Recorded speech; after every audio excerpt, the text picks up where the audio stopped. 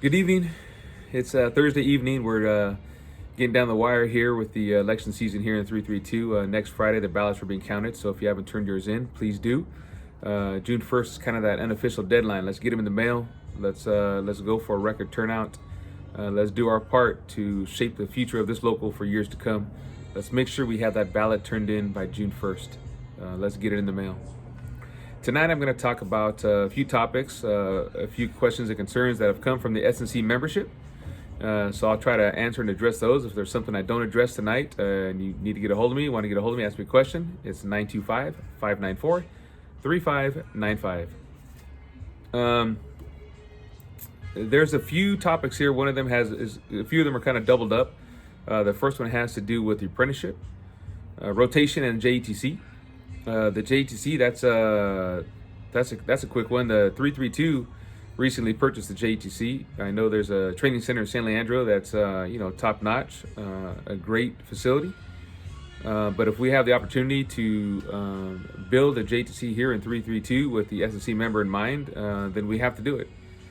We need to do it. If classes are going to be opening up in a year to 2 years after construction, then we need to make sure that the 332 S&C member has a home as well here in 332.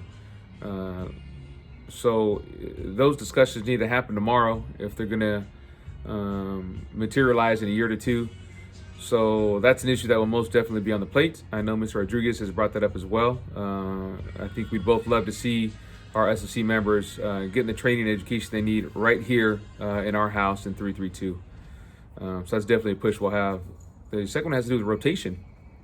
I think rotation is something that's vital, that's needed if we want to get the most skilled, trained apprentice we can. If we want to get the most skilled union workforce out there, I think we do need to implement rotation in our apprenticeship documents.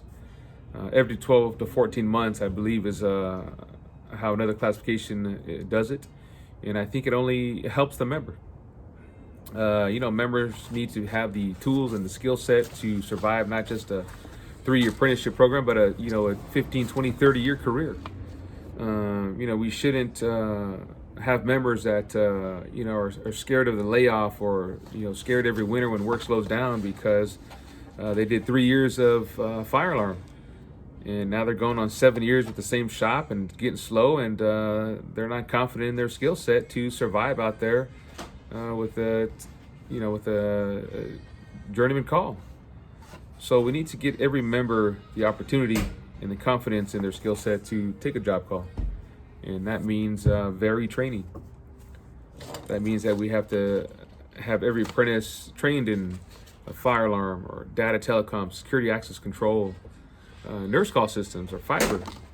Those are all notches in your belt that will help you stay employed, help you become a better educated member, a better employee, a better representative of a union labor workforce for the customer. And it can only excel our membership. It can only help our apprentices lead the way for years to come. So that's another item that I can most definitely get behind and push. And they don't happen overnight, but if the discussions don't start today, we won't have a change tomorrow. General membership meetings was another topic. I can go to a meeting that's 90 minutes to 2 hours in length and hear less than 2 minutes about my classification. That was texted to me about a week ago. And unfortunately, it's a true statement. I've gone to plenty of union meetings, and there's been plenty of nights where less than 2 minutes have been said about an SEC classification. It's unfortunate, and it's definitely something that needs to change.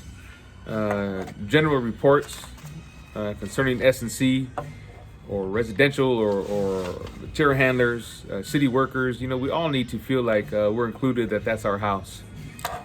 And to have a classification with over 600 members and not get 2 minutes of airtime is disturbing. They should know and have the opportunity to learn about their pension plans, the health of their health and welfare plans, opportunities for education on the benefits and agreements they work under. Should all be given from the union hall. We can invite the training director down there quarterly have them give a report on upgrade classes for the S&C member. Have them give a report on our apprenticeship programs, the apprentices we have in the numbers, who we have in class right now. There's a lot of information out there that should and will be given out at general membership meetings in the future. So that's another item that's very easy to get behind. Excuse me. Representation and agents is another topic that came up. And I think that's one of the most important ones right next to the apprenticeship is who you have representing in the field. If you want to build the trust between a member and the union hall, that go between that person that's out there on the front line every day is your business agent. With over 600 members, including apprentices, the numbers are continuing to grow. I represented that classification for 6 years as an agent, and I would hit 3 to 4 jobs every day, and it's a tough one. You can't be everywhere at once, and if we're at the point now where the membership is growing, and the hall can afford to have 8, 9, 10 agents, well then we can afford to have a second S&C agent and get out there and get membership behind us. Like I say, we got to build that trust.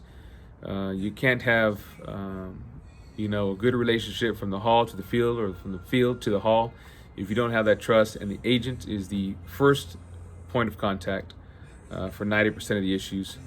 So we need to make sure we address that and get the representation that our members need. So there's quite a few more topics. We're already going on, 6-7 minutes now. So I'm gonna kind of cut it off there. I hit the big topics that came up. Like I said, there's plenty of other questions. But apprentices, rotation in the JTC, general membership meetings and the information that we get to membership, and how do we bridge that gap between the field and the hall, and that's with the business agent and someone that we can trust, someone that's going to be on the ground daily, hitting the pavement every day, job sites every day, so that the membership knows they can count on the hall to respond and the hall to have the answers, and to have a business manager that will support the member by getting in the representation they need every day. If there's been something that has been discussed, like I say, please reach out to me. Other than that, stay safe, stay healthy, turn that ballot in. June 1st is right around the corner, and have yourself a good evening. Good night.